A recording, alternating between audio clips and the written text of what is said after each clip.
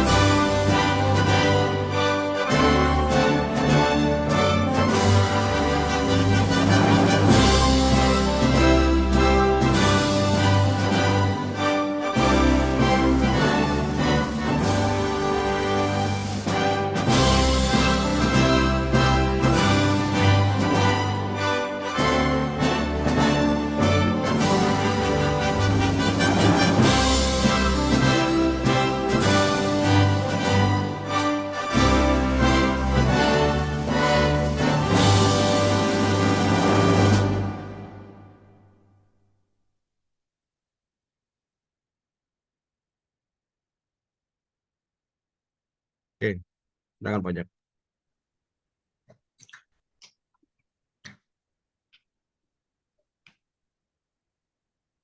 Tes 1, 2, 3 Pak Ojak.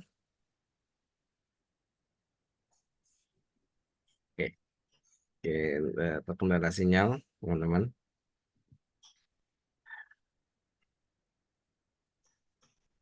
Oke, langsung saja untuk menghemat waktu.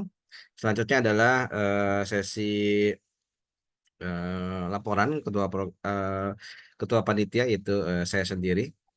Oke, assalamualaikum warahmatullahi wabarakatuh. Waalaikumsalam Teman-teman semuanya. warahmatullahi wabarakatuh, Pak. Waalaikumsalam. Siap. Eh, Alhamdulillahillazi wassalatu wassalamu ala asyrofil anbiya'i wal mursalin wa ala alihi washabihi ajmain, amma ba'du. Terima kasih teman-teman semuanya yang sudah bisa hadir di sini. Yang saya hormati Bapak Insinyur Arifin Trianto STMT selaku Kaprodi Teknik Elektro. Kemudian Bapak Ibu dosen dan narasumber kita Ibu Faraida Nafiri MSc ya Bu. Mohon maaf apabila salah sebut. Dan teman-teman mahasiswa yang ganteng-ganteng, yang keren-keren, ya insya Allah orang-orang sukses gitu ya teman-teman semuanya. Ya, terima kasih teman-teman Amin semuanya. ya Allah ya Rabbal alamin. Wah, cakep luar biasa. Amin. Apaan? Iya, siap. Amin. Sudah Ada pembukaan, Pak. sinyal. Iya, dah. Sudah pembukaan saya. Tak apa, Pak Ojak. Oke, Oke, siap. izin melaporkan. Jadi total peserta yang daftar itu sekitar 597, tapi yang total membayar itu sekitar 421. Mungkin ada kendala-kendala yang kita alami pada saat ini, yaitu satu, telat bayar ya, mungkin kedua gangguan terkait dengan virtual account ya. Jadi mungkin dari teman-teman ada yang sudah bayar tapi statusnya belum ya, belum berubah begitu menjadi bayar. Dan mungkin ada yang terpotong 2 kali gitu. Nah, nanti sudah terbayar tapi dan kendala-kendala lainnya. Nanti kami mohon untuk menghubungi ketua kelasnya. Jadi nanti komplainnya kami melayani via ketua kelas ya, tidak per orang karena banyak sekali ya teman-teman kalau misalnya per orang. Seperti itu ya. Oke, sekian dari saya. Seperti itu, selamat mengikuti diseminasi penelitian kakak kelasnya dan sharing knowledge terkait dengan maintenance dan VV system gitu. Terima kasih dari saya. Wassalamualaikum warahmatullahi wabarakatuh. Waalaikumsalam warahmatullahi Waalaikumsalam warahmatullahi wabarakatuh. Waalaikumsalam warahmatullahi wabarakatuh. Tapi kalau Terima dibuka aman kasih ini. pada Bapak Insinyur Abdurrahman STMT atas laporan Ketua Panitia seminar kali ini. Kita lanjutkan dengan sambutan dari Ketua Program Studi Teknik Elektro Unpam sekaligus pembukaan seminar hasil penelitian mahasiswa malam hari ini, mewakili Bapak Dekan yang kebetulan Ojak, hadir. halo, Ya, Pak Ojak. Ini kan respon, baru buka laptop dulu sebentar katanya. Bisa nggak ditunggu sebentar? oh Pak Pak Dekan. Saiful. Iya, Pak Dekan. Oke, ya udah. Yang mau disambutan dari Pak Kaprodi dulu. Pak Arifin dulu, habis itu baru Oh, Pak boleh. Dekan. Ya. Iya. Siap. Oke, Tolong sambutan. dipantau nanti kalau Pak Dekan. Siap. Baik, Pak. Oke, Sambutan oke. dari Ketua Program Studi Teknik Elektro Unpam kepada Bapak Insinyur Arifin Trianto STMT dipersilahkan. Nanti yang buka Pak Dekan aja nggak Pak? Siap, siap. Bismillahirrahmanirrahim. Assalamualaikum warahmatullahi wabarakatuh. Waalaikumsalam Waalaikumsalam warahmatullahi Waalaikumsalam warahmatullahi wabarakatuh. warahmatullahi wabarakatuh. Suara saya jelas ya, Pak An, Pak Ojak? Alhamdulillah jelas Alhamdulillah banget jelas, Pak. Pak Kaprodi. Alhamdulillah. Puji syukur pada Allah Subhanahu wa taala di mana malam hari ini kita diberikan kesehatan, kehormatan sehingga bisa melalui Zoom meeting. Sholawat serta salam kita tujukan pada Nabi besar Muhammad SAW. Ya, kita tunggu syafaatnya di Zoom akhir. Amin. Amin. Yang terhormat kepada Bapak Ibu dosen yang hadir di malam hari ini dalam keadaan sehat. Benar ya. Tolong yang lain di Mas Fatur,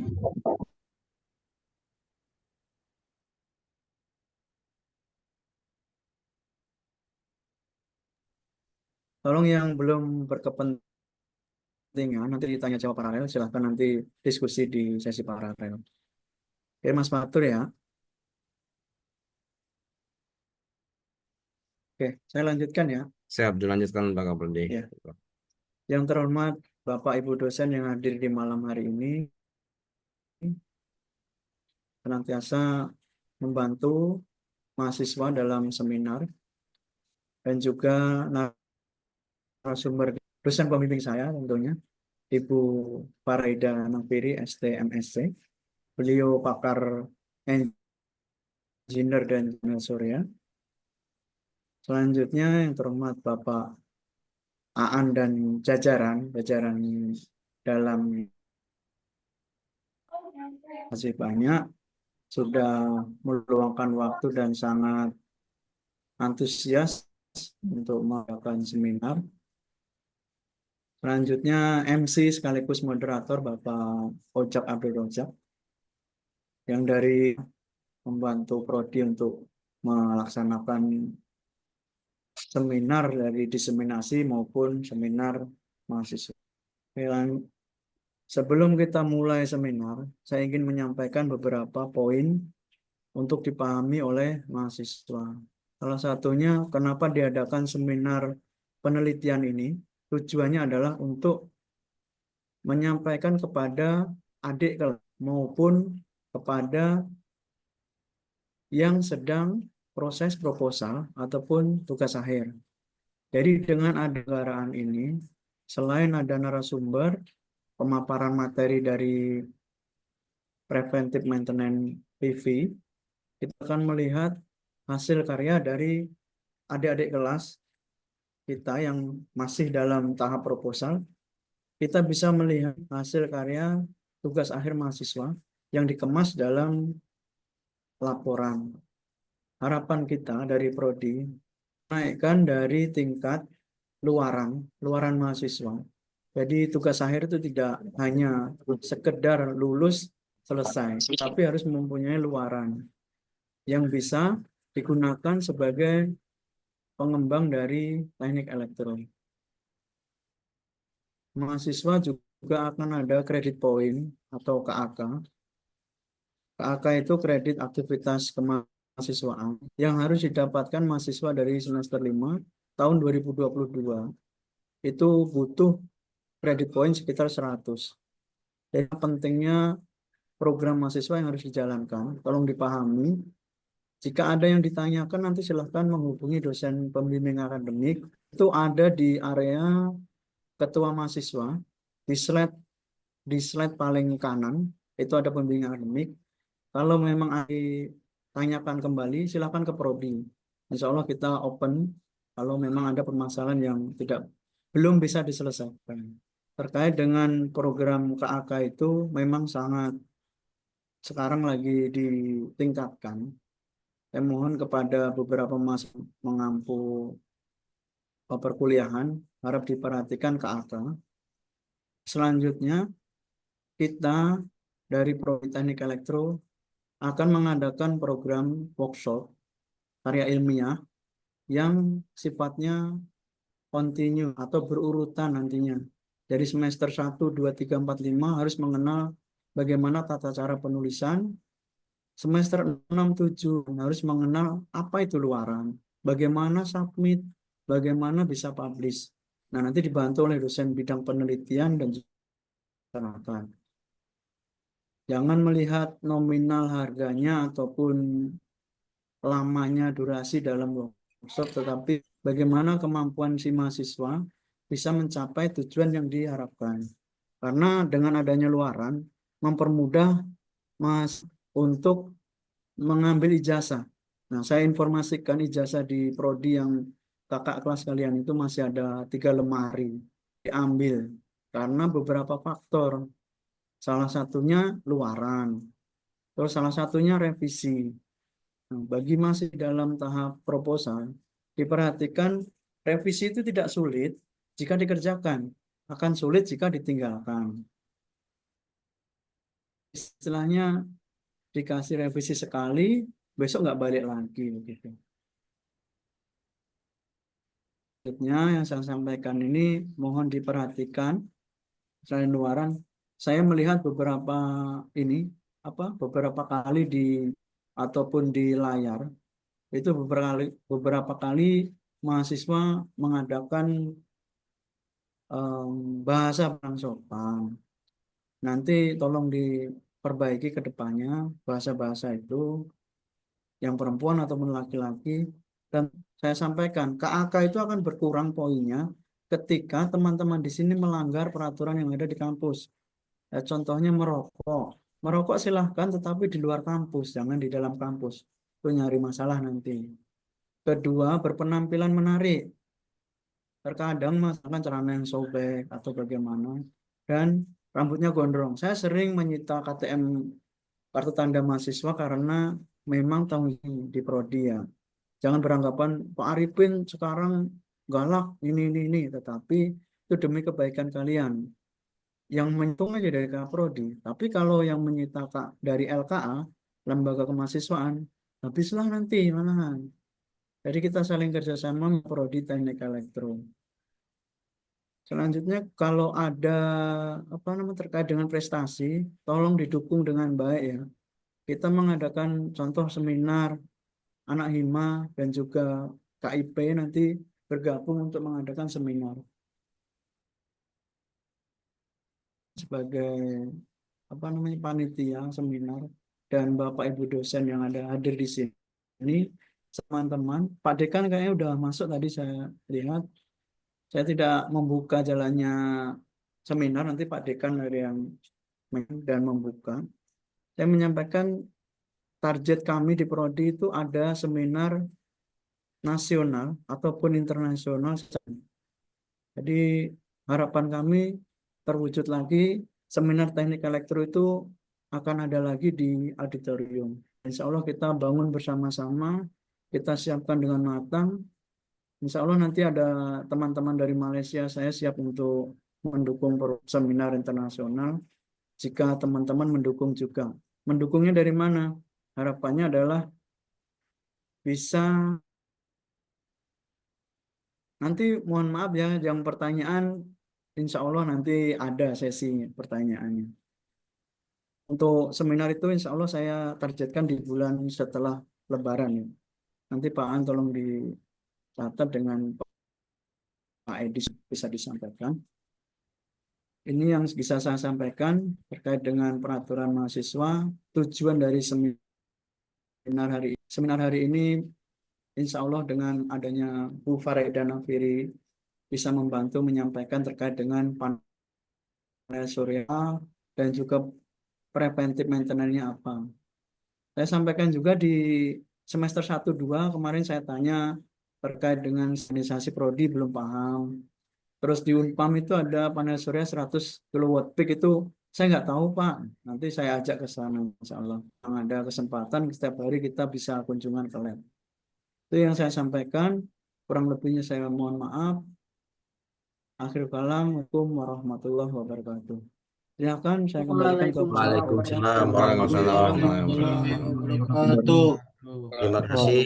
Waalaikumsalam warahmatullahi wabarakatuh. Terima kasih kepada Ketua Program Studi Teknik Elektro, Bapak Insinyur Arifin Trianto, STMT, atas sambutannya. Kita lanjut ke acara selanjutnya, yaitu sambutan dari Bapak Dekan Fakultas Teknik dan MIPA Unpam, sekaligus membuka acara seminar hari ini, yaitu Bapak Insinyur Saiful Bahri, STMSc, PhD. Pada beliau kami persilahkan. Ya, baik. Suara saya kedengeran ya, Mas Ojak ya? Alhamdulillah. Kedengeran, Pak. Jelas Pak Dekan. Ya, baik. Terima kasih. Aman, Pak. Selamat malam. Assalamualaikum warahmatullahi wabarakatuh. Waalaikumsalam. Yang terhormat sebagai Kaprodi Teknik Elektro dan salam kenal kembali nih. Ibu Faraidah Nafiri, sudah lama kita ketemu Bu ya. Insya Allah, Alhamdulillah Bu Faraidah bisa hadir kembali di tengah-tengah kita setelah sekian lama ini Bu Faraidah ya.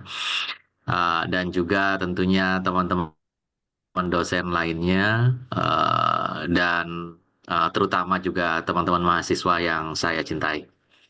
Pertama, mari kita panjatkan puji syukur kita kepada Allah Subhanahu wa taala. Alhamdulillah di malam ini di sela-sela mungkin waktu santai dari teman-teman sekalian, Bapak Ibu dosen juga. Alhamdulillah kita diberi keluangan waktu untuk menimba ilmu gitu ya. Nah, harapan kami yang pertama, kita dari UPPS mengucapkan terima kasih yang sebesar-besarnya kepada program studi teknik elektro. Ini program studi yang membesarkan saya juga di Unpam gitu. Saya pegang teknik elektro sejak tahun 2004 gitu ya.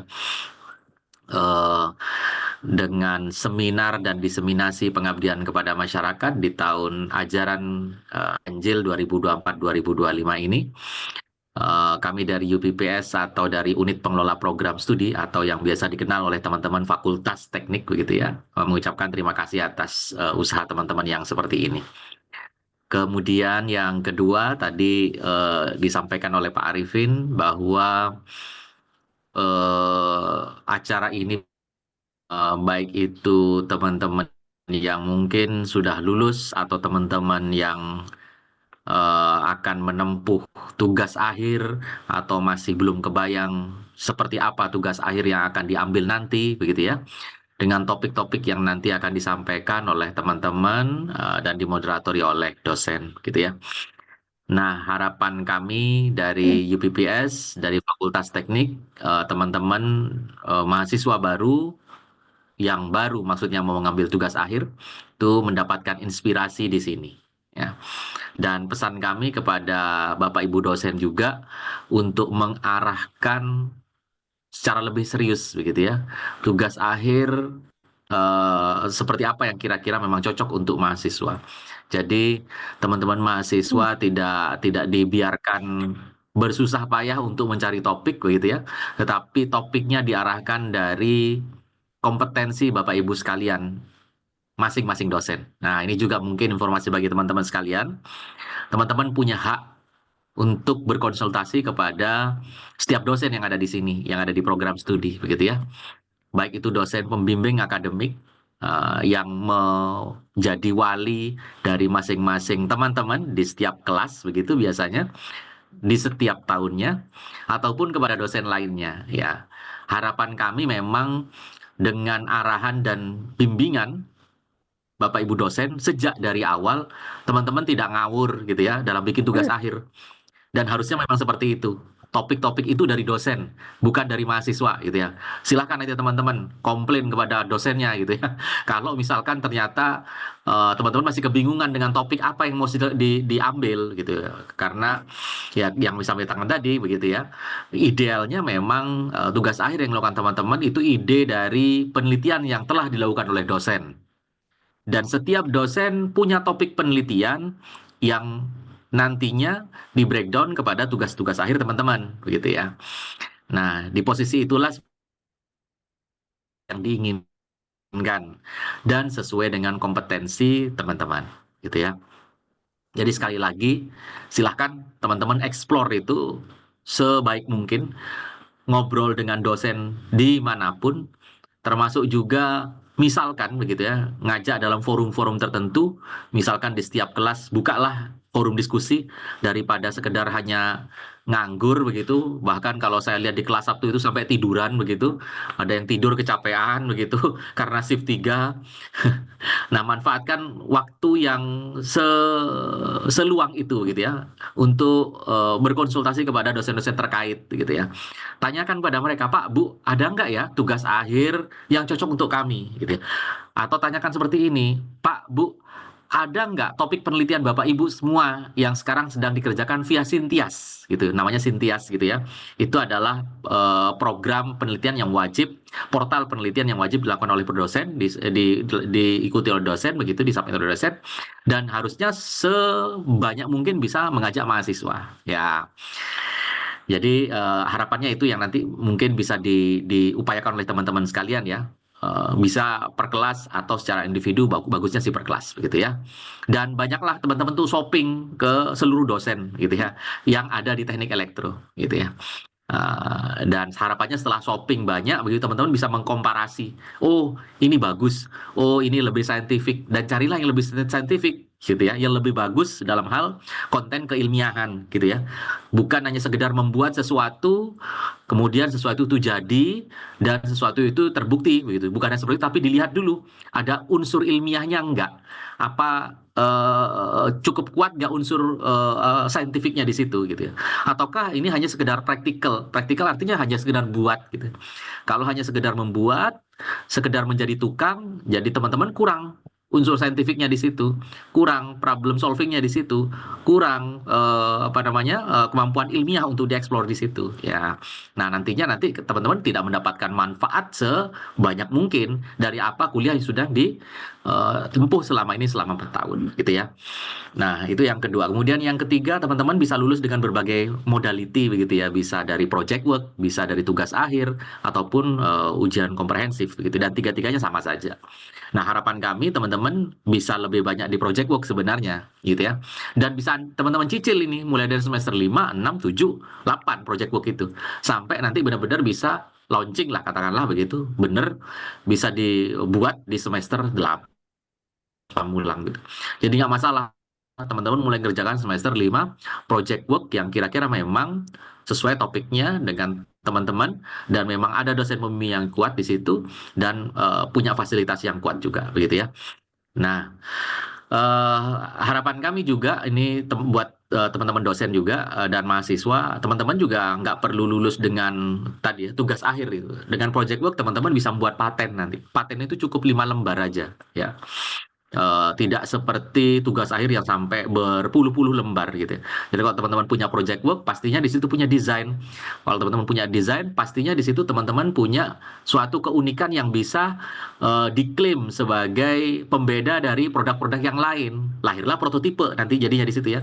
Begitu teman-teman sudah punya prototipe, itu bisa diklaim untuk paten, teman-teman. Nah, kalau teman-teman bisa klaim untuk paten ke depan, kalaupun itu nanti di komersialisasi, begitu ya, teman-teman punya royalti di situ ya. Tidak hanya sekedar membuat sesuatu, tetapi nanti bisa diundangkan atau disampaikan ke level nasional bahwa oh, ini produk yang dalam tanda kutip hasil dari teman-teman mahasiswa Unpam dan bisa dibuat sebagai produk industri nanti ke depannya, ya, begitu ya. Nah, ini harapannya nanti bisa pecah telur nanti dari elektro ya, punya begitu Pak, punya 1 atau 2 paten di tahun ini, begitu dari project work teman-teman, gitu ya. Dan yang terakhir kami mengucapkan sekali lagi terima kasih, dan mudah-mudahan acara ini berjalan dengan lancar. Terima kasih pada Bu Faraida yang telah mengangkat topik mengenai troubleshooting dan maintenance PV system. Ini banyak sekali topik yang bisa dieksplor di sini, yang kami sampaikan bisa menjadi project work teman-teman, bisa menjadi paten nanti luaran teman-teman. Jadi project work tidak hanya bentuknya benda nanti, begitu ya, tapi bisa menjadi paten ya, seperti misalkan bagaimana sih bersihin PV, gitu ya. Tapi dengan perangkat yang cukup sederhana, unik, punya kelebihan, punya kemanfaatan, begitu, dan bisa hilirisasi nanti atau dikomunikasi ke depannya, gitu ya. Dan yang komunikasi nanti tentunya adalah Unpam, dan teman-teman bisa dapat royalti juga untuk itu, begitu ya. Ataupun kalau mau dijual dalam bentuk produk, apalagi, begitu ya.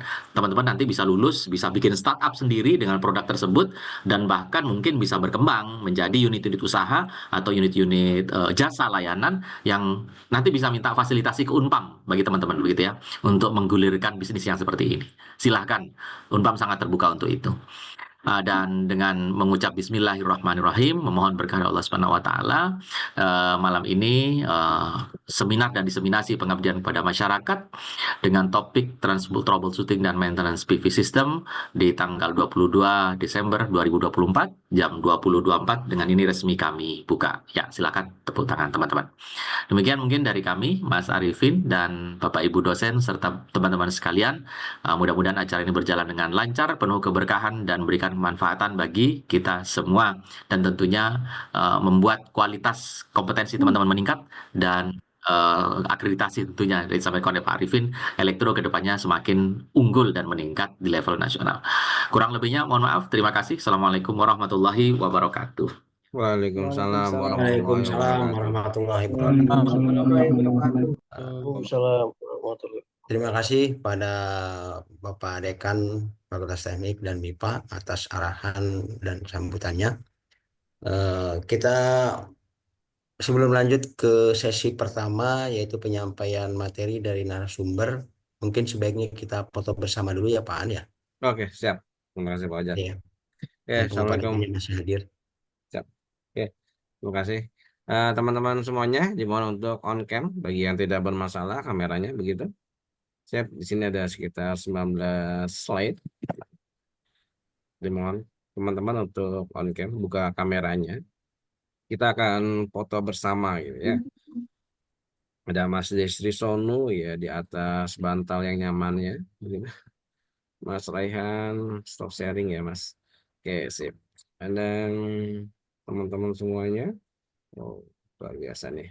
Oke, kita mulai dari slide pertama. Oke, 1, 2, 3. Oke, kemudian slide kedua itu 1, 2, 3. Oke, slide ketiga itu 1, 2, 3. Oke, and then slide kelima atau keempat dulu ya.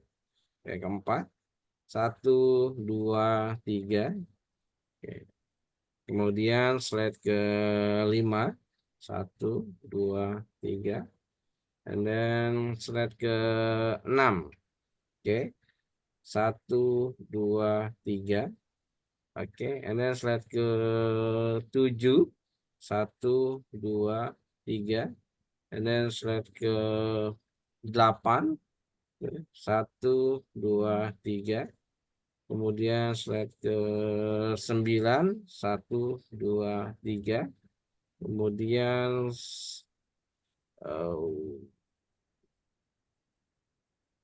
slide ke-10. 1, 2, 3. And then slide ke-11. 1, 2, 3. Terus slide ke-12. 1, 2, 3. And then slide ke-13. 1, 2, 3. Oke, slide ke-14. 1, 2, 3. Kemudian slide ke-15. 1, 2, 3. And then slide ke-16. 1, 2, 3. And then slide ke-17. 1, 2, 3. Kemudian slide ke-18. 1, 2, 3. And then the last 19. 1, 2, 3. Oke, terima kasih. Wah, luar biasa ini. Sampai pegel jari saya ini. Oke, siap. Lanjut Pak Ojak, monggo. Oke. Oke, terima kasih Pak An atas dokumentasinya untuk kegiatan hari ini. Karena itu yang sesuatu yang penting dalam sebuah kegiatan adalah bukti dokumen ya. Oke, kita masuk ke acara sesi pertama yaitu pemaparan materi dari narasumber kita yaitu Ibu Faraida Nafiri, STMSC. Oke, selamat bergabung Ibu di Zoom seminar kali ini. Terima Oke, kasih Pak saya Ojek. Oke, dalam hal ini saya beralih dari MC menjadi moderator nih langsung kayaknya Bu ya. Ya, nggak apa-apa Pak Ojek. Oke. Terima kasih. Tapi mohon izin Ibu, sebelum Ibu menyampaikan, saya coba untuk menyampaikan CV Ibu terlebih dahulu untuk diinformasikan kepada teman-teman semua ya Bu ya. Mohon izin Bu ya. Ya, Oke. silakan. Nama Paraida Nafiri, pendidikan terakhir S1 Politeknik Universitas Indonesia Depok tahun 1997 dalam bidang teknik listrik ya Bu ya. Terus maaf itu D3 ya. Untuk S1-nya di Institut Teknologi 10 November pada tahun 2001 mengambil bidang teknik elektro. Kemudian 2008 mengambil postgraduate program renewable energy di Federal Republic of Jerman. dengan gelar MSc RearNet. Itu ya Bu ya. Oke. Pengalaman dalam bidang proyek atau kegiatan, beliau mulai berkegiatan di tahun 2002 sebagai technical support, kemudian sebagai intern engineering, sebagai penulis, sebagai electrical energy author, project engineer, terus sistem engineer, tenaga ahli, juri, administrasi sampai trainer dan narasumber kuliah tamu. Sementara untuk pelatihan dan kompetensi, beliau ini mulai dari tahun 2002 terkait lebih kepada energi terbarukan ya. Dari Kementerian SDM salah satunya, dari ITS dan lain sebagainya banyak.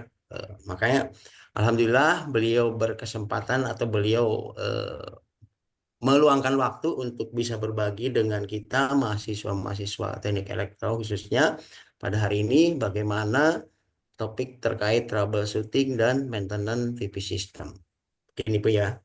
Bagi teman-teman adik-adik mahasiswa yang saya cintai dan saya banggakan, kita perhatikan apa yang disampaikan dari narasumber kita untuk hari ini. Semoga menjadi inspirasi gambaran kita ke depan bagaimana potensi-potensi dalam kita melakukan penelitian khususnya tugas akhir. Baik itu dalam skripsi maupun project work seperti yang arahan tadi Pak Dekan. Oke, untuk memisahkan waktu saya langsung ke Ibu Farida untuk bisa menyampaikan, memaparkan materinya hari ini. Kepada beliau saya persilahkan. Baik, terima kasih kepada Pak Ojak sebagai selaku moderator. Kemudian terima kasih kepada Pak Saiful selaku Dekan Fakultas Teknik dan MIPA. Kemudian kepada Pak Arifin Trianto selaku Prodi Teknik Elektro Unpam dan rekan-rekan dosen lainnya. Jadi malam ini untuk mempersingkat waktu, kita langsung saja masuk ke materi. Jadi materi malam ini kita akan mendalami untuk memahami aspek-aspek yang penting dalam troubleshooting dan maintenance sistem PV atau PLTS. Ya. Ini saya bagikan dulu.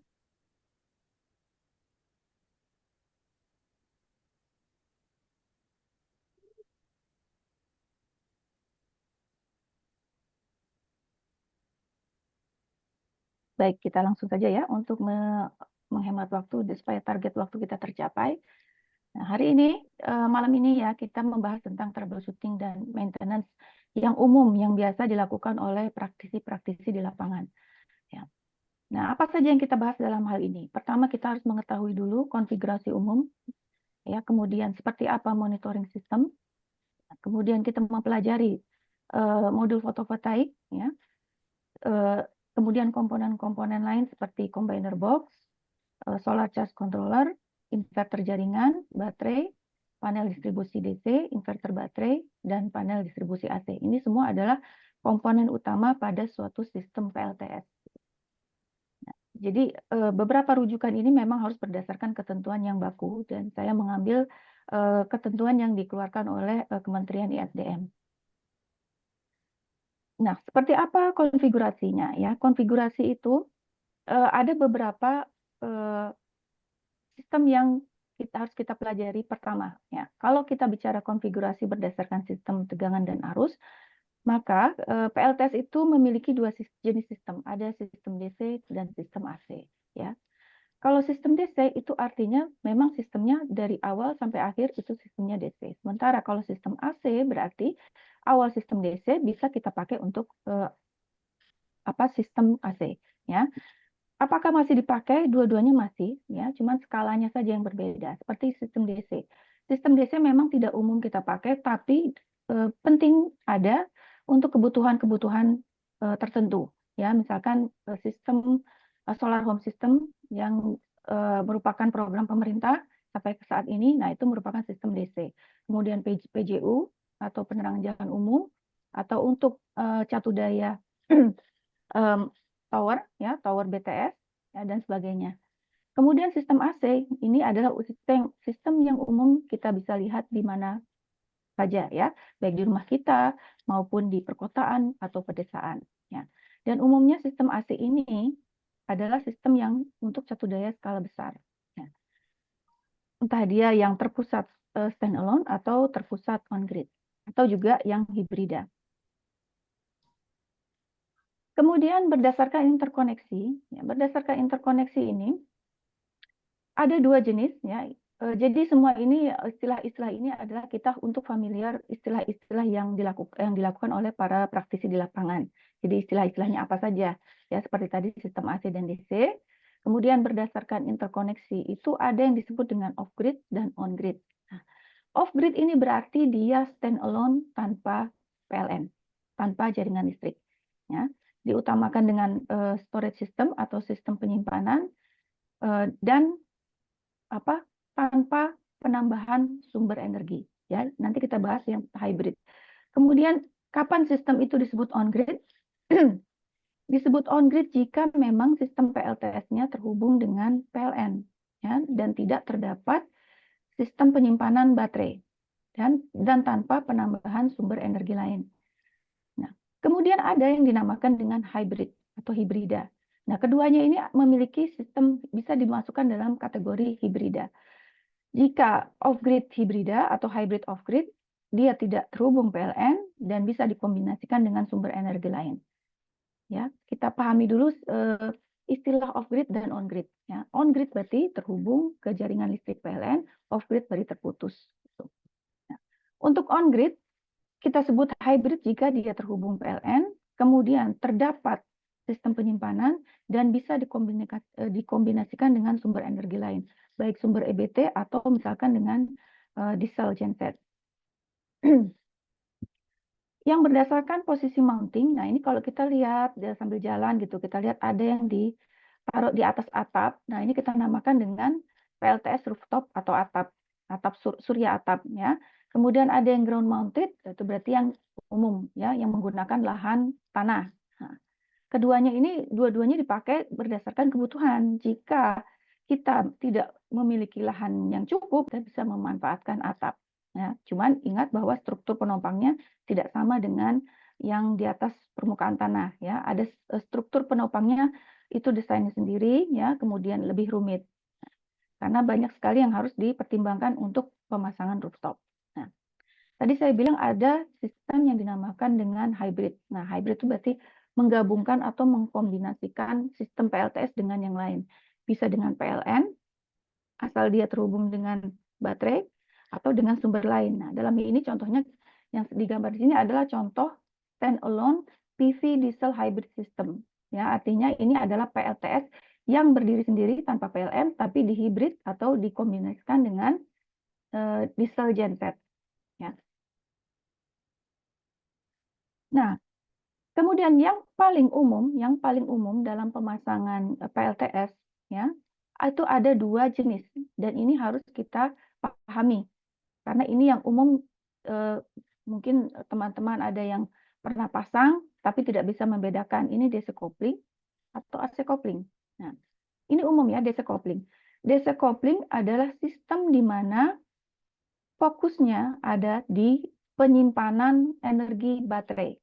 Ya, artinya semua sumber energi dari modul PV itu fokusnya adalah untuk disimpan ke baterai untuk disuplai atau dimanfaatkan oleh beban.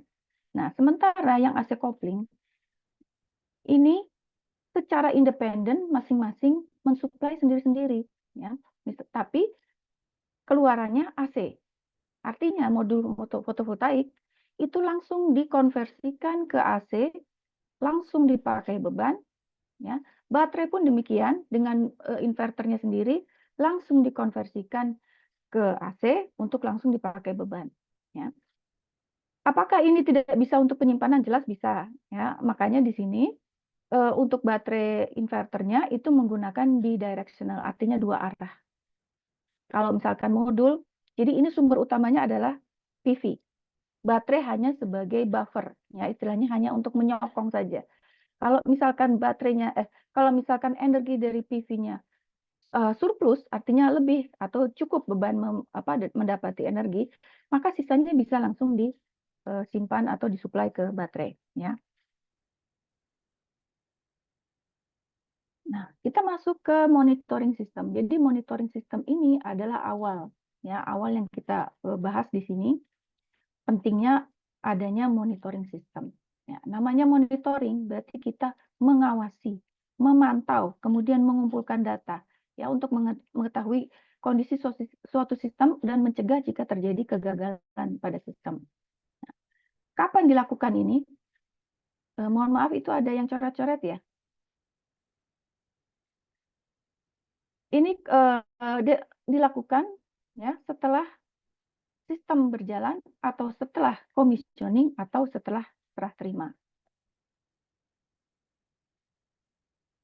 Apa saja parameter yang harus kita awasi atau pantau? Mohon maaf ini Pak Aan, ini bisa ini enggak yang coret-coret ini.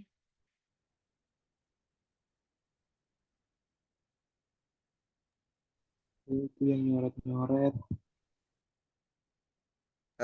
Teman-teman, mohon maaf, mohon untuk jaga etikanya, teman-teman.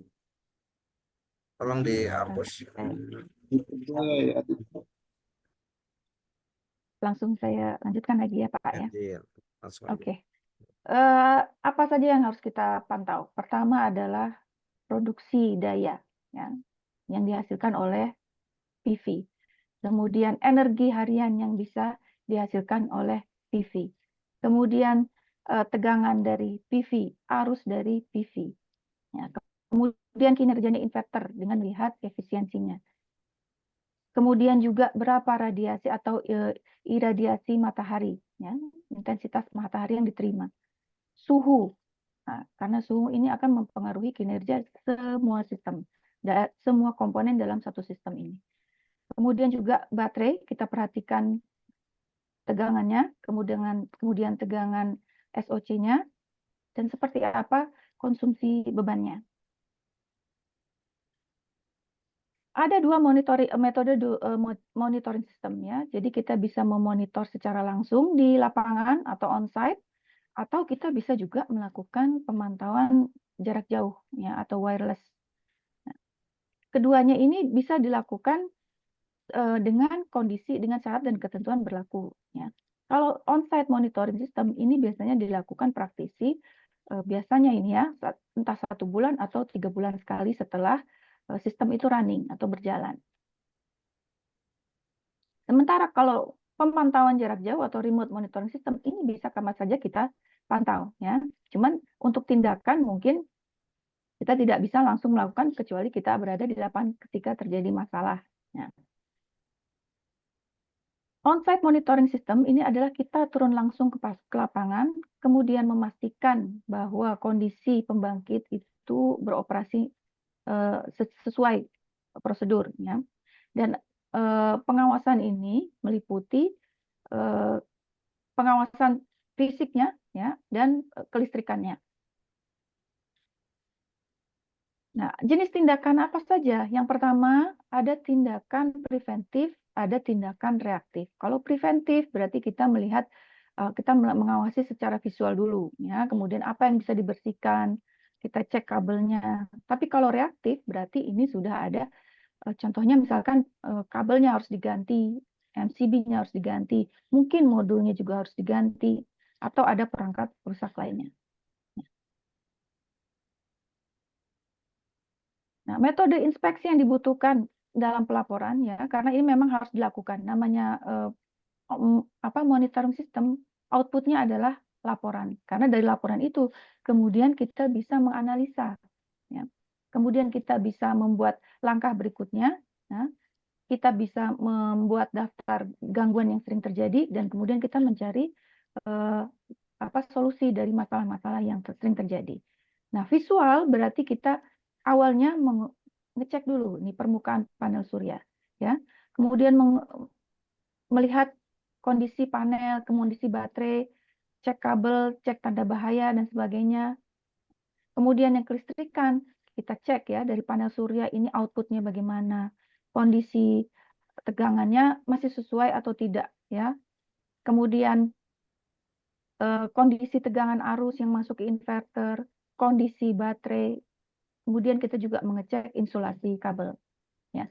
Dengan persyaratan bahwa operator yang melakukan semua ini harus mematuhi aturan keselamatan selama bekerja, ya. Jadi ada menggunakan APD karena memang resiko-resiko itu sangat berpotensi ya di lapangan itu. Jadi syarat utamanya adalah operator dalam kondisi aman untuk melakukan monitoring sistem. Ya, seperti biasa ya, kita menggunakan alat ukur multimeter. Kemudian untuk pengukuran arus AC kita pakai klem. Atau misalkan kita membutuhkan data khusus ya. Misal ini opsional, kita ingin mengukur radiasi matahari, iradiasi matahari, maka kita gunakan alat-alat ukur yang dibutuhkan. Ya, seperti piranometer atau mungkin solarimeter atau mungkin bisa menggunakan seawatt. Kemudian juga pengecekan suhu, ya, berarti kita butuh termometer. Kemudian kalau misalkan kita ada, ya, kita gunakan mengecek baterai menggunakan battery tester. Ya. Ini adalah opsional. Nah, apa saja yang data-data yang bisa kita ukur atau kita rekod pada pengecekan panel surya? Yang utama adalah ini. VOC dan ISC. Tegangan pada saat terbuka dan arus pada saat short. Karena ini desainnya PV berdasarkan nilai ini. Kemudian jika kita ingin mengecek tegangan operasinya, bisa juga kemudian arus operasinya, daya maksimum dan sebagainya. Nah, untuk baterai adalah ini ya, tegangan baterai. Tegangan baterai ini diukur. Jadi dengan mengetahui kondisi tegangan baterai, kita bisa mengukur kapasitas. Ya, misalkan ini baterai ya, mana nih? Nah, ini misalkan ini botol parfum. Nah, anggap saja ini baterai. Nah, kan berarti kalau misalkan parfum ini penuh isinya, maka itu 100%. Nah, kira-kira seperti itu. Baterai itu kondisinya penuh, maka dia 100% tegangannya berapa. Jika dia mencapai tegangan tertentu, nah itu menunjukkan dia SOC-nya berapa persen. Itu berarti kita bisa mengetahui kondisi pada saat itu baterai itu dalam kondisi berapa SOC-nya. Kemudian juga pengukuran inverter, ya, tegangan keluarannya dan arus keluarannya. Bagaimana dengan monitoring sistem remote atau telekomunikasi nirkabel? Nah, jika memang tidak memungkinkan dan biasanya memang kita lakukan ya, biasanya para praktisi lakukan, kita sudah menginstall atau memonitor kondisi ini secara remote. Misalkan sistem kita bangun, kita install di Kalimantan. Nah, itu bisa kita monitor di Jakarta dengan syarat di sana ada sinyal, jaringan komunikasinya bagus, ya. Kemudian konsumsi dayanya pun walaupun tidak besar ya, tapi juga harus diperhatikan bahwa sistem ini remote monitoring system ini membutuhkan konsumsi daya listrik. Memang ini kendalanya cukup besar di daerah yang benar-benar tidak memiliki jaringan telekomunikasi yang baik. Ini siapa? Rizky Ramdoni ya. Maaf ini tolong jangan dicoret-coret selama ini ya, selama materi ya. Teman-teman mahasiswa. Oke. Apakah bisa dilakukan jika tempatnya itu benar-benar terpencil atau remote? Bisa. Sekarang ini jaringan sudah masuk, ya. Di sana biasanya mereka beli sinyal atau beli data untuk sinyal. Dan relatif tidak mahal sebenarnya ya. Antara 50.000 sampai 100.000 mereka bisa pakai untuk selama sebulan. Baru dari situ kita bisa memonitor yang ada di Jakarta. Nah, ini contoh monitoring sistem jarak jauh yang masih dipantau ya. Ini adalah salah satunya ini PLTS 40 kWp yang ada di NTT. Nah, di sini apa saja informasinya? Kita bisa mendapati semua informasi yang memang kita butuhkan dan memang ada di sana. Ini kan sistemnya sistem on-grid. Jika memang ada informasi dari PV, kemudian dari baterai, maka di sini akan muncul, akan membuat penjelasan berapa besar yang masuk dari PV. Kalau memang sambung ke on-grid, berapa supply dari on-grid, baterainya berapa persen, dan ini bisa real time. Tapi dengan syarat seperti tadi ya, bahwa di sana memang ada sinyal, sehingga kita bisa memantau di sini.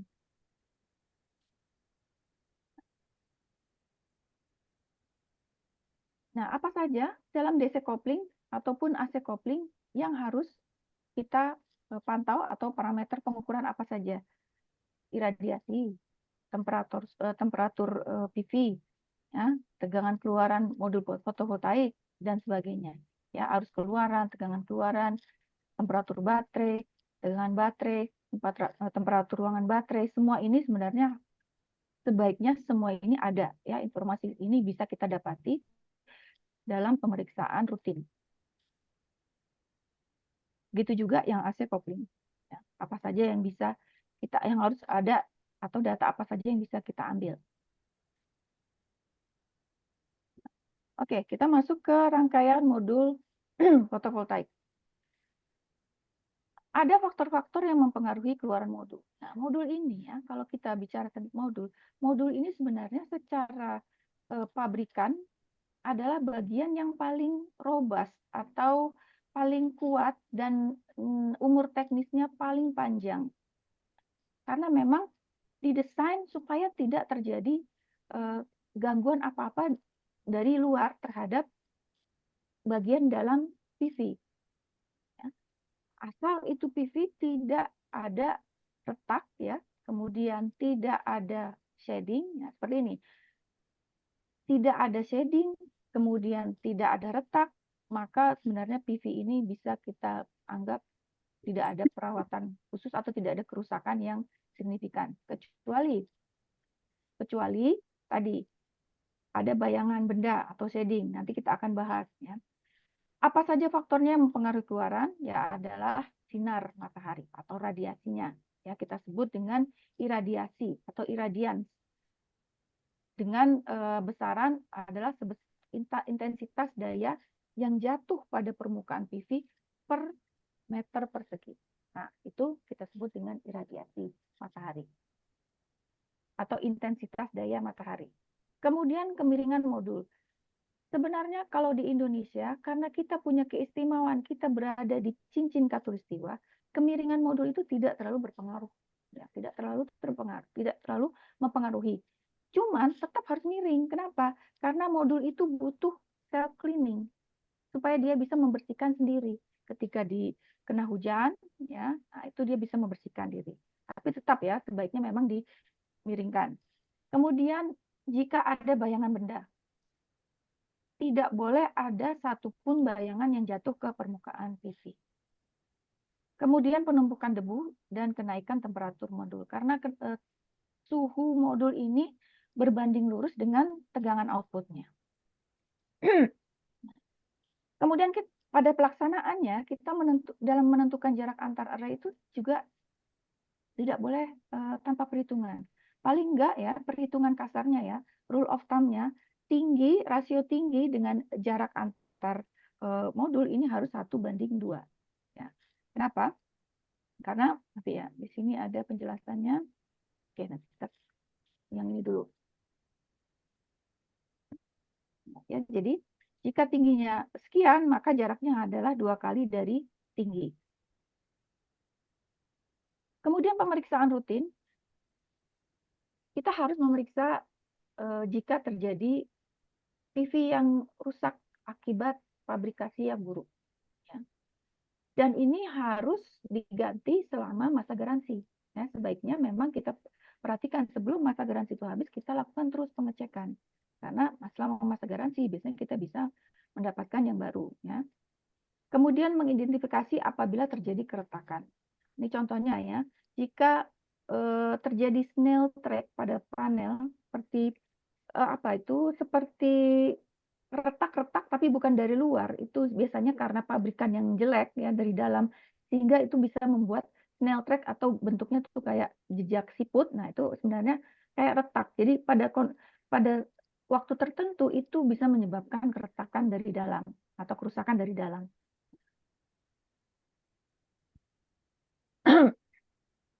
Ya, kemudian juga mendeteksi hotspot. Nah, kalau sudah kena hotspot gini, ya sebenarnya sudah wassalam, ini harus diganti modulnya. Makanya hindari yang namanya shading atau bayangan.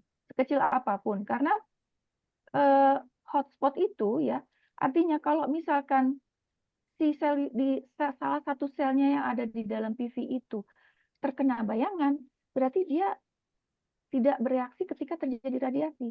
Ketika tidak terjadi reaksi, dia tidak bisa melewatkan arus. Ketika tidak bisa melewatkan arus, maka terjadilah penumpukan panas di bagian yang terkena bayangan itu.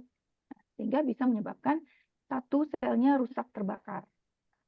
Maka dihindari yang namanya bayangan. Nah, ini seperti yang tadi saya bilang ya. Kalau misalkan merancangnya seperti yang sebelah kiri ini, yang penting asal dipasang, akhirnya apa? Terjadi bayangan terhadap modul di sisi sebelahnya.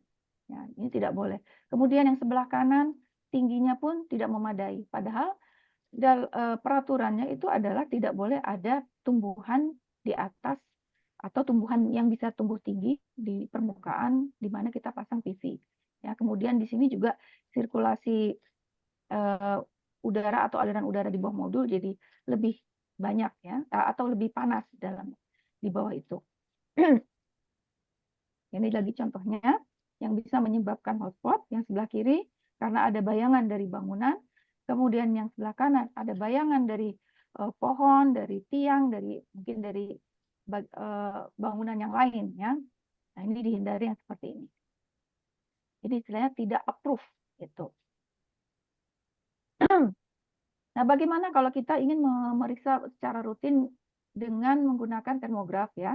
Ini berarti kita bisa mengecek jika ada bagian tertentu yang panas berlebih, maka dia akan mendeteksi ini. Supaya kita tahu apakah ada, entah karena hotspot ini tidak hanya diakibatkan oleh shading, bisa juga karena pabrikasi yang buruk juga ya, hotspot ini. Walaupun umumnya memang karena shading. Nah, perhatikan bahwa kalau kita pasang modul, beli modul, dan kita memiliki masa garansi, jangan sampai label yang di belakang modul itu hilang. Harus kalau bisa tetap ada di belakang itu, karena itu nanti yang bisa menjadikan membantu kita dalam mengetahui untuk penggantian. Ya. Penting sekali label itu tidak rusak atau tidak hilang yang ada di belakang modul. Pemeriksaan rutin adalah jika kita harus membersihkan tumbuhan, ya. Jika di situ ada tumbuhan, memang sebaiknya di atas lahan yang tidak ada tumbuhan atau kita buat semen sendiri ya, kalau memungkinkan ya. Kalau tidak bisa, maka kita lakukan perawatan rutin seperti mencabut tanaman di sekitarnya. Kemudian karena mungkin lokasinya di dekat pantai atau di daerah yang kering berdebu atau sedang musim kemarau sehingga curah hujan sedikit, maka ini pasti ada terjadi penumpukan debu yang makin lama makin tinggi dan ini harus dibersihkan secara manual. Ya tidak bisa mengharapkan dari curah hujan. Nah, ini harus dilakukan pembersihan. Perhatikan juga kemiringan panel surya. Nah, untuk daerah-daerah yang ada di cincin khatulistiwa, jangan memiringkan panel ya kurang dari 10 derajat. Nah, itu rule of thumb-nya, ketentuannya adalah di atas atau 10 derajat. Jangan di bawah 10 derajat. Lagi-lagi, bukan hanya untuk optimasi penyerapan energi atau penyerapan radiasi, tapi lebih ke masalah self cleaning. Nah, ini yang kita sebut dengan sudut kemiringan dan yang kita sebut dengan sudut azimut. Kalau kemiringan, paling tidak 10 derajat. Kalau azimut, tergantung lokasi kita di mana memasangnya. Misalkan, kita memasang di utaranya, ada di bagian utaranya khatulistiwa, maka kita hadapkan ke selatan. Kalau kita pasang di selatannya khatulistiwa, ya kita hadapkan ke utara. bagaimana dengan ke timur atau barat? Nah, lagi-lagi di Indonesia ini sebenarnya tidak signifikan mau dirubah ke timur atau ke barat, kecuali kita melakukan penelitian yang benar-benar ya ingin menghasilkan mana yang paling optimal. Tapi sebenarnya di Indonesia ini tidak signifikan perbedaannya ya antara timur atau barat.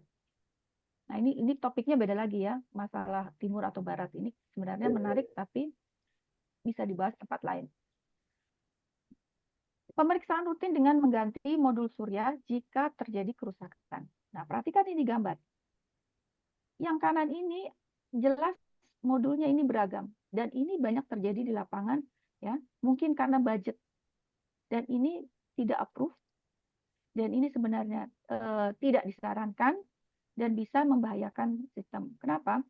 Karena yang modul pada sistem PLTS itu merek, jenis, tingkat arus, daya maksimum arus hubung singkat itu harus sama.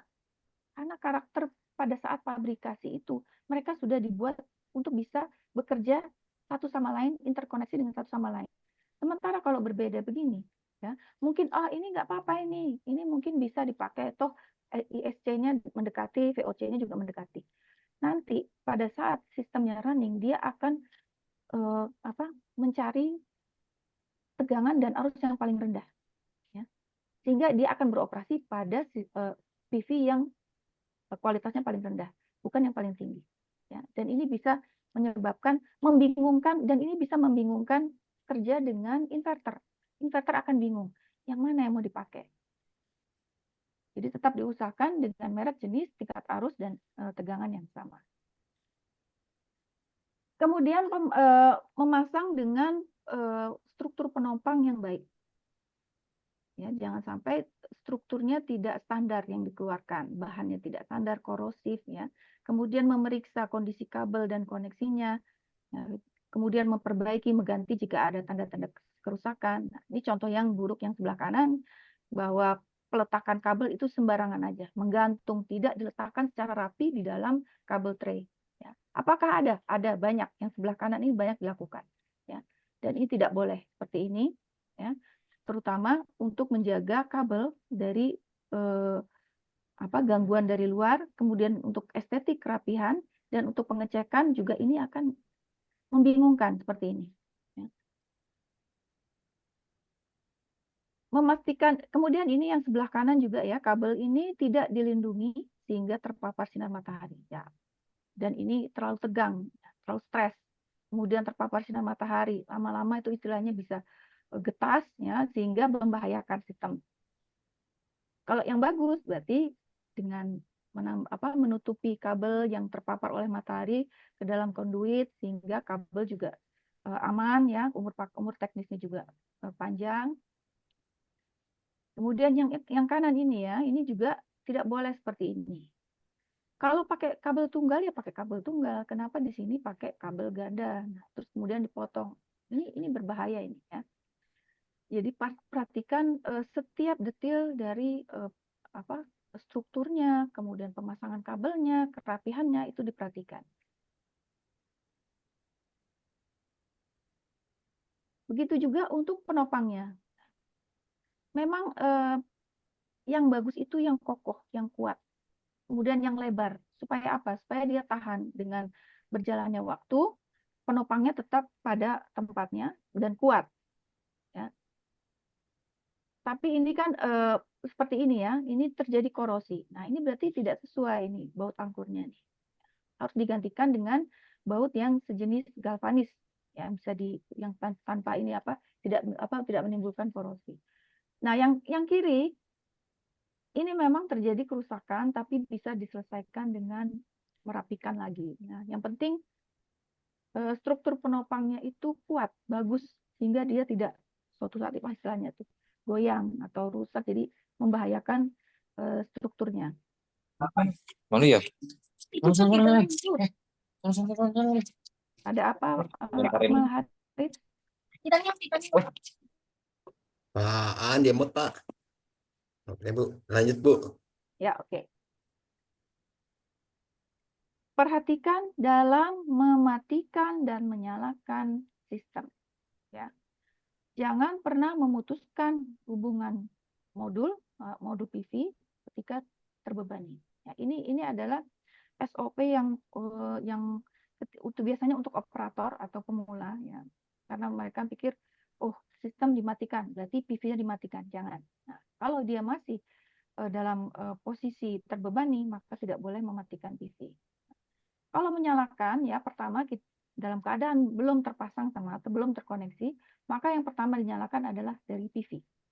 Nyalakan dulu PV, kemudian nyalakan baterai, ya, ada di switch-nya, kemudian nyalakan inverter. Kalau ada jaringan listrik baru kita nyalakan, baru nyalakan beban. Sementara reverse, ya, kalau kita ingin mematikan sistem, maka pertama adalah matikan dulu beban. Beban dimatikan dulu, ya. Kemudian jika ada jaringan listrik PLN, ya, kita nyalakan, sudah. Kemudian inverter, kemudian baterai, baru terakhir PV. Nah, ini penting karena apa? Karena PV itu arusnya besar. Ketika dia, ini siapa Reva ini? Aduh. Ya, oke, saya lanjutkan. Mohon maaf ya teman-teman mahasiswa, karena ini bisa mengacaukan konsentrasi saya ketika membawakan materi. Jadi tolong, mungkin tangannya ditaruh di sisi laptopnya saja. Ini Reva ini siapa ini? Oke, ya PV array itu arusnya besar. Sehingga ketika dia masih connect dengan beban, berarti kan dia masih mengalirkan arus. Ketika kita lepas, itu saking besarnya bisa menimbulkan busur listrik. Ya. Bayangkan, bisa mencapai 1000 volt itu. Kalau misalkan kita yang maksimal, ya, maksimal itu bisa 1000 volt. Arusnya, ya, bayangkan. Nah, makanya perhatikan dalam menyalakan dan mematikan PV. Kita lanjut ke komponen combiner box.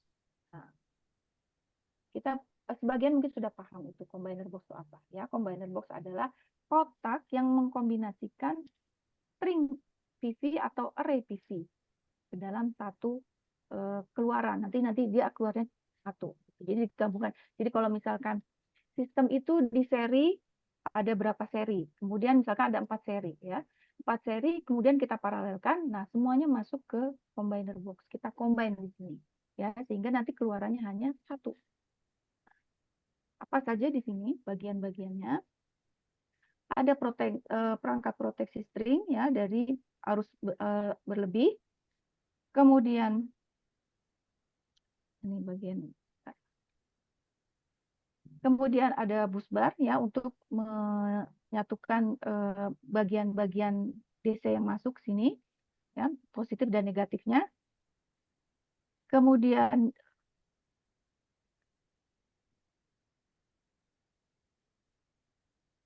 ada saklar pemutus jika kita ingin mematikan PV, ya. Dan sambungan ke SCC, ya. Kemudian di sini ada perangkat proteksi. Perangkat proteksi ini digabungkan ke plus minusnya bus bar, kemudian disalurkan ke pembumian, ya, untuk membuang tegangan surja akibat petir dan sebagainya. Kemudian ada batang pembumian dan ada selungkup atau enclosure-nya atau kotaknya. Dalam pemeriksaan rutin untuk combiner box, ya, kita harus memeriksa tindakan preventif dari masuknya misalkan air, adanya karat, atau adanya binatang yang bersarang. Biasanya kalau ini terjadi, ini diakibatkan oleh ingress protection yang jelek atau rating IP. Nah, perhatikan di gambar kanan dan kiri. Nah, kanan ini masuk binatang, kiri juga masuk binatang, atau bahkan bersarang di dalamnya. Karena apa? Karena memungkinkan mereka masuk, ya. Kemudian mungkin berkomunal di situ, ya, beranak pinak di situ. Nah, ini berbahaya. Jadi kita perhatikan bahwa IP ingress-nya ini sudah memenuhi syarat atau belum. Nah, apa itu ingress protection atau IP? Ini adalah kode untuk menggambarkan kemampuan proteksi enclosure terhadap sesuatu dari luar. Ya. Misalkan, kalau kita umpamakan di sini, sebuah combiner box punya rating IP 56. Nah, berarti yang 5 ini berarti benda padat debu bisa masuk, tapi tidak mutlak karena masih ada celah untuk debu masuk. Kemudian 6-nya berarti dia air. Airnya kenapa? Nah, terlindung dari semprotan dan apa? Nah, ini ya. Saya pindahkan dulu ini. Nah, ini terlindung dari semprotan air tekanan tinggi yang datang dari segala arah. Nah, perhatikan di sini ya.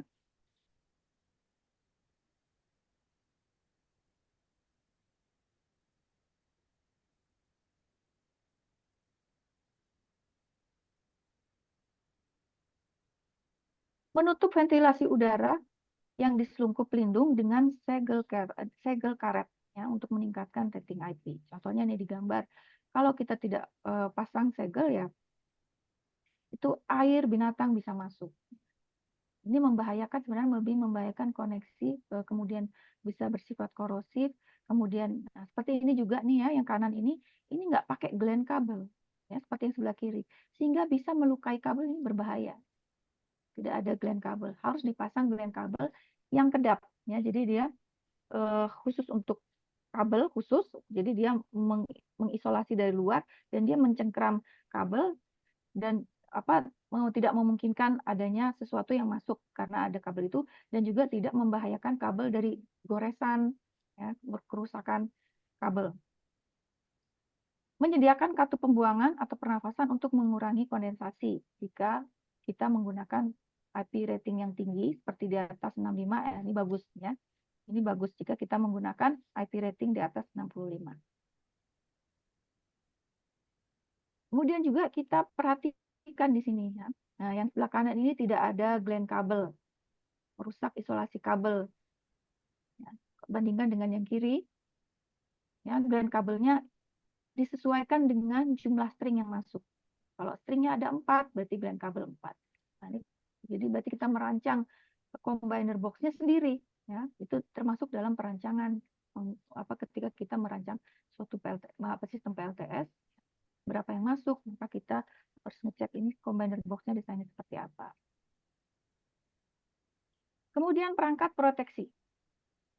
Nah, jangan menggunakan perangkat proteksi yang tidak tepat. Kalau sistemnya DC, maka kita gunakan proteksinya, MCB-nya untuk DC. Jangan yang AC. Ya.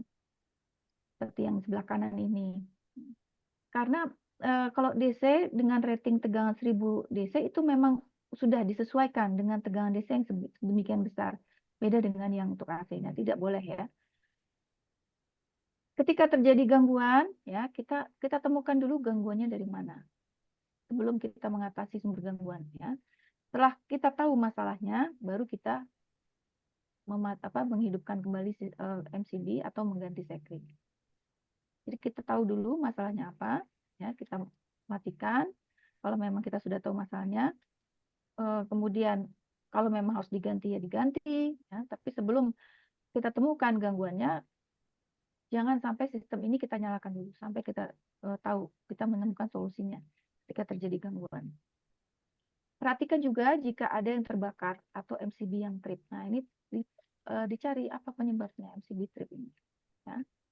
Seringkali memang terjadi karena ada binatang. Nah, cuma sepele gitu ya. Ada binatang. Oh, berarti ini memang selungkupnya yang kurang bagus. Atau ada sedikit yang loose, yang agak longgar. Sehingga di situ karena nggak terlalu nempel, ya, arusnya itu, jadi lama-lama kan panas di situ karena nggak terlalu nempel. Nah, panas ini bisa menyebabkan ada bagian yang terbakar. Kalau memang misalkan kosong, ya, pada saat kita melakukan pemantauan, sekringnya itu kosong, ya, maka masukkan sekring dummy, ya, supaya tidak terjadi percikan. Karena memang sekring ini bisa menyebabkan percikan kalau misalkan sistem masih berjalan tanpa adanya pengaman di antaranya.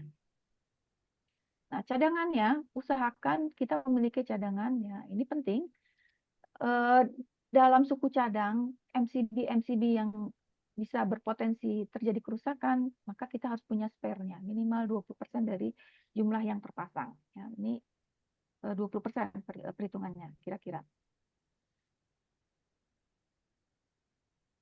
Kemudian pengkabelan, ya, pengkabelan kita pastikan, jadi kita datang ke lapangan, kita cek, ya, kita cek semua koneksi skrup, baut, kabel, ya. Kalau memang kita punya infrared, kita cek dengan infrared mana bagian yang panas, ya, berarti di situ mungkin ada masalah, ya, itu menunjukkan ada sambungan yang buruk. Kemudian jika memang tidak perlu pakai terminal yang banyak, jangan terminal itu dibiarkan terpasang karena itu pasti akan menimbulkan nilai resistansi yang bertambah, ya, menahan arus. Ya, contohnya ini sebelah kanan ini. Ini terminal skrupnya meleleh karena terminalnya itu tidak dirancang untuk menghantarkan arus yang harus diantarkan di arus DC ini. Nah, ini harus perhatikan bahwa terminal itu jangan sampai ratingnya di bawah, ya, dari kemampuan dia menghantarkan arus. Nah, yang kemudian juga ditambahin sepatu kabel, ya, ditambahkan sepatu kabel yang rapi, kemudian masukkan ke dalam terminal, kencangkan, kemudian kalau bagus ya lagi ditutup gitu ya. Nah, ini yang contoh yang baik yang sebelah kiri.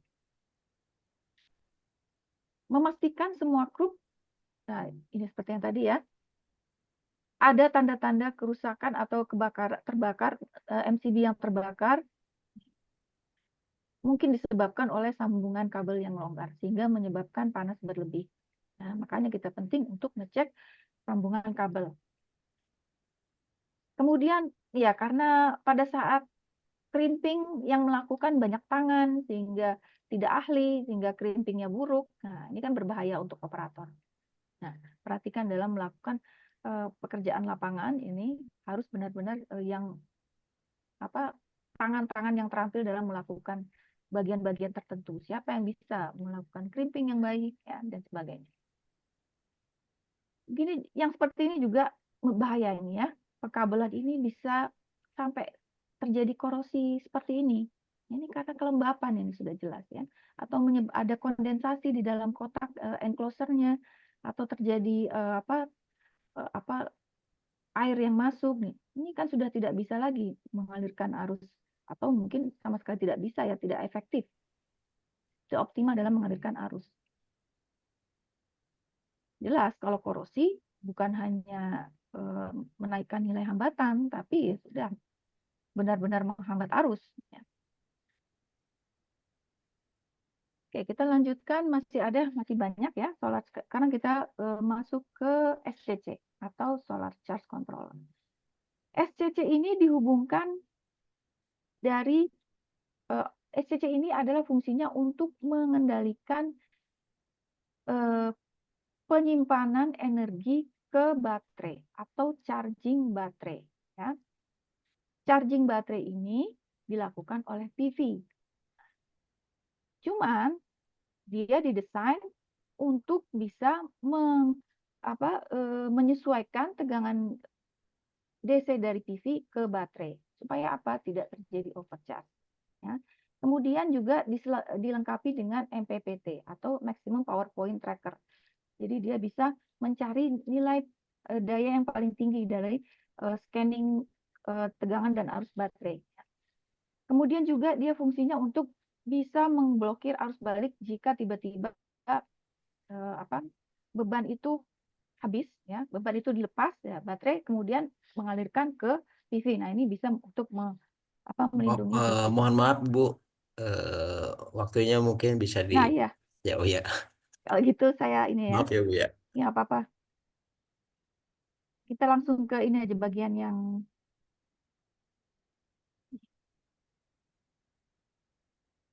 masih berapa menit lagi nih Pak Ojak?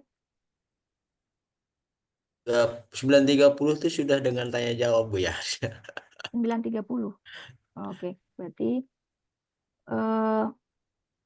ya sudah, kalau gitu kita ke bagian yang paling riskan, yaitu bagian baterai. Ya. Sisanya itu kita hanya memahami panel-panel yang sudah kita kuasai ya, panel DC dan panel AC itu sebenarnya tidak perlu dibahas. Jadi kita bahas langsung ke baterai. Nah, kalau baterai ini memang harus, bahkan pembahasannya khusus di luar seminar ini perlu ya. Karena apa? Dalam sistem PLTS, tidak hanya di PLTS ya, baterai ini adalah bagian atau komponen yang paling rewel. Ibaratnya tuh bayi yang ada di sistem. Karena apa? Kalau kita nggak benar ngecasnya rusak, kalau kita pakainya nggak benar juga rusak. Ya, oke. Sistem di PLTS ini baterai apa saja yang paling banyak digunakan? Yang paling digunakan adalah sekarang ya ada lithium ya. Bukan berarti lead acid tidak ada, lead acid masih ada beberapa dipakai, tapi yang banyak sekarang adalah lithium.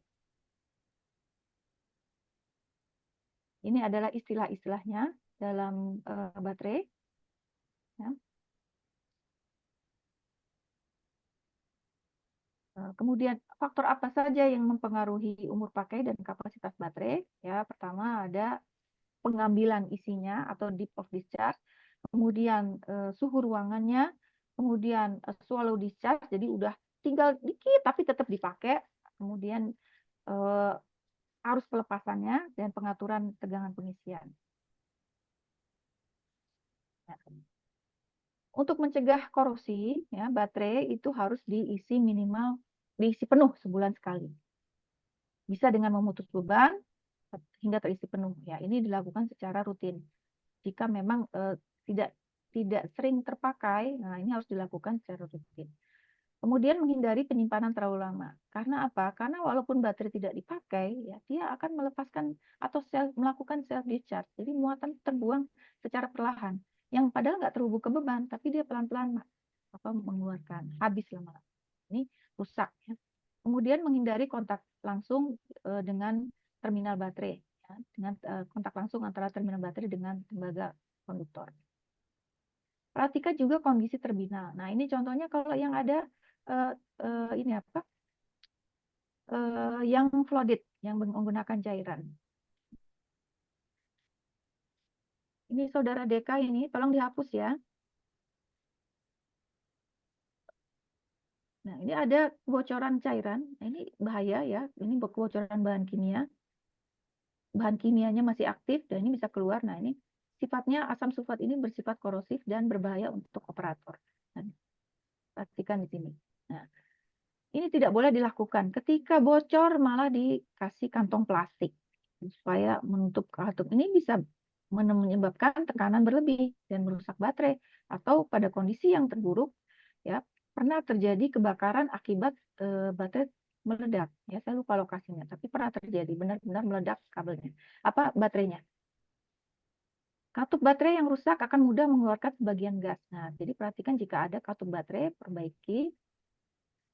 Kemudian terjadi pengkristalan sulfat atau korosi pada rok baterai karena ada tetesan yang bocor, jadi merusak fondasi. Perlu diperhatikan bahwa perbedaan temperatur antar battery bank atau bank baterai tidak boleh lebih besar dari 3 derajat ya, karena ini mempengaruhi kinerjanya. Tidak boleh terlalu panas. Kemudian pastikan bahwa baterai selalu bersih dari debu dan uap air. Kalaupun ditaruh di dalam ruangan, pastikan tidak ada kemungkinan terjadinya percikan listrik. Misalkan ruangan baterai, tapi dikasih lampu di atasnya. Kan itu berbahaya. Mestinya tidak boleh ya. Jadi jangan taruh di atas lampu, kalau terjadi percikan bisa membahayakan. Ini tidak perlu.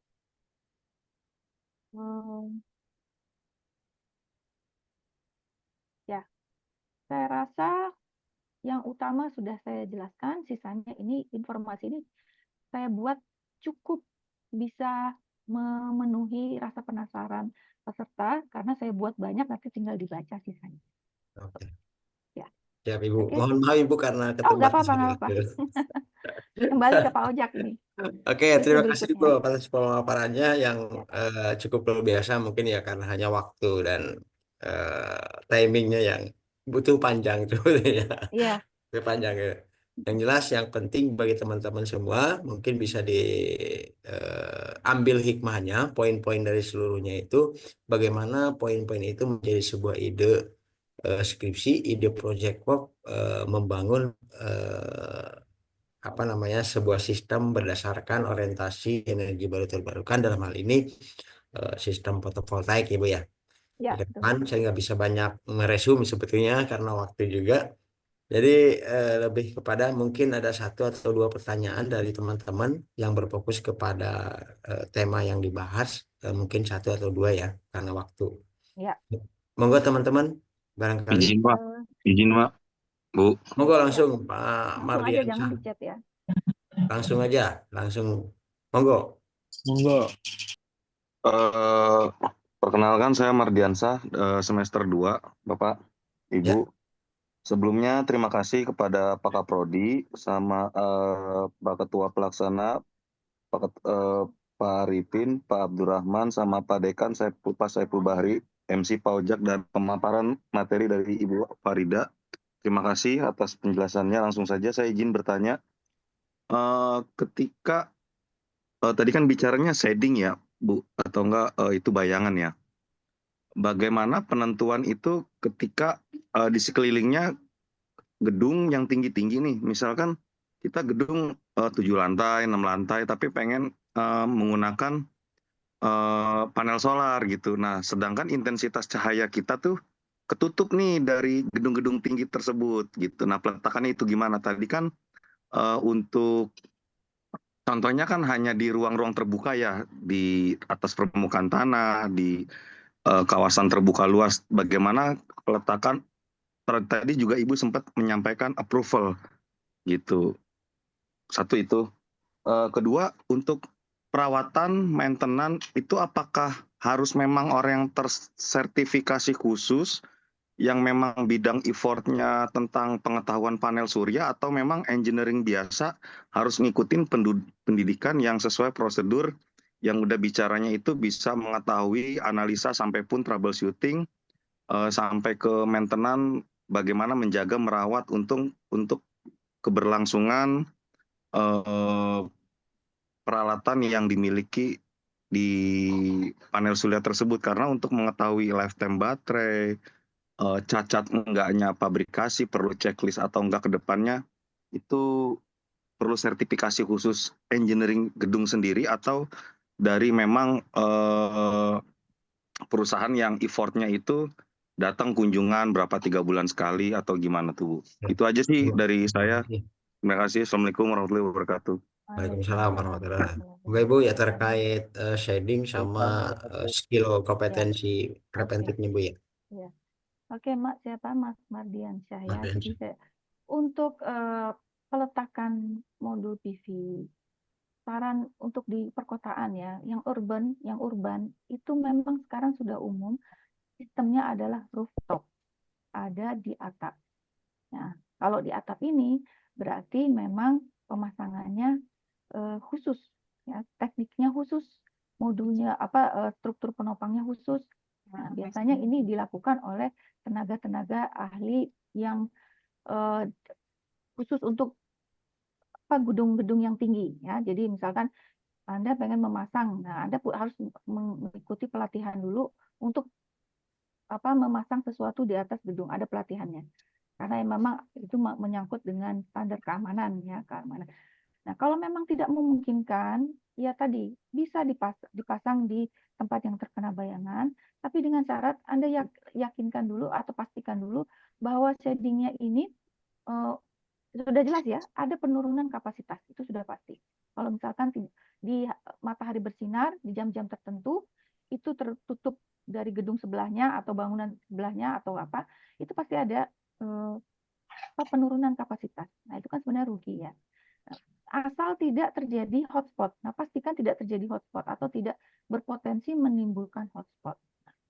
Tapi kapasitas pasti menurun. Solusinya ya tadi, lakukan pemasangan rooftop di atas atap bangunan. Kemudian tadi yang menyangkut pelaksanaan pemantauan. Kalau pelaksanaan pemantauan, tenaga yang kita misalkan nih, tidak harus membawa tenaga ahli. Yang penting teknisi yang sudah biasa melakukan instalasi, sudah pasti dia bisa melakukan pengukuran. Itu sudah pasti.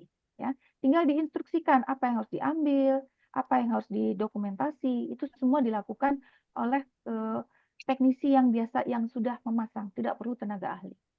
Kalau masalah analisa, nanti kita analisa ketika sudah data semua sudah terkumpul, baru kita analisa.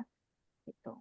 Ya, tapi memang sudah dibekali dengan ilmu. Masalahnya yang bisa terjadi apa saja. Kalau terjadi begini, harus dilakukan begini. Nah, itu sudah harus diberikan pembekalan ilmu di situ.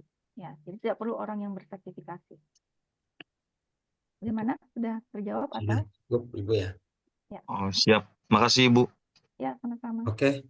Terima kasih Ibu atas jawabannya. Terima kasih Mas Mardiansyah atas pertanyaannya. Mungkin karena keterbatasan waktu kita sudah 9:29 ya, menjelang lagi tutup, berakhir. Karena waktu yang sudah habis, mohon maaf kepada teman-teman mahasiswa untuk tidak bisa bertanya lebih lanjut. Saya batasi satu karena waktu. Karena kita harus masuk ke sesi yang kedua, ya Bu. Maka sesi ini mungkin ada satu kata, dua kata dari Ibu untuk sebagai closing sebelum Ya, saya. oke. Jadi di seminar ini ya izinkan saya untuk tadi kita sudah memahami beberapa aspek-aspek penting dalam troubleshooting dan maintenance PC ya. Jadi izinkan saya untuk merangkum beberapa poin utama, yaitu bahwa pentingnya melakukan troubleshooting dan perawatan berkala ya. Karena ini adalah kunci untuk memastikan umur panjang atau umur teknis dan efisiensi sistem PLTS. Ya. Kemudian juga pentingnya kita mendokumentasi, karena dokumentasi ini adalah track record jika terjadi masalah di kemudian hari, ya. Kemudian kita ingin memperbaiki improve sistem. Kemudian ketika kita melakukan pemantauan atau perawatan berkala, kita harus menyediakan atau tersedianya alat pengujian modern yang memadai. Ya, alat apa saja itu kita usahakan ketika di tempat kita sudah memiliki semua itu. Ya. Dan tentunya kepatuhan terhadap standar keamanan. Itu saja. Ya, saya harap ilmu yang dibagikan hari ini, malam ini, bisa menjadi bekal kita dalam menghadapi tantangan nanti di lapangan. Ya, oke. Terima kasih dan terima kasih atas partisipasi aktif semuanya, antusiasme dari semua peserta. Ya, salam sukses dan sampai jumpa di seminar berikutnya. Terima kasih. Assalamualaikum warahmatullahi wabarakatuh. Waalaikumsalam. Waalaikumsalam warahmatullahi Waalaikumsalam warahmatullahi wabarakatuh. Waalaikumsalam warahmatullahi wabarakatuh. Penyampaian materi dan sekilas tanya jawab dengan keterbatasan waktu.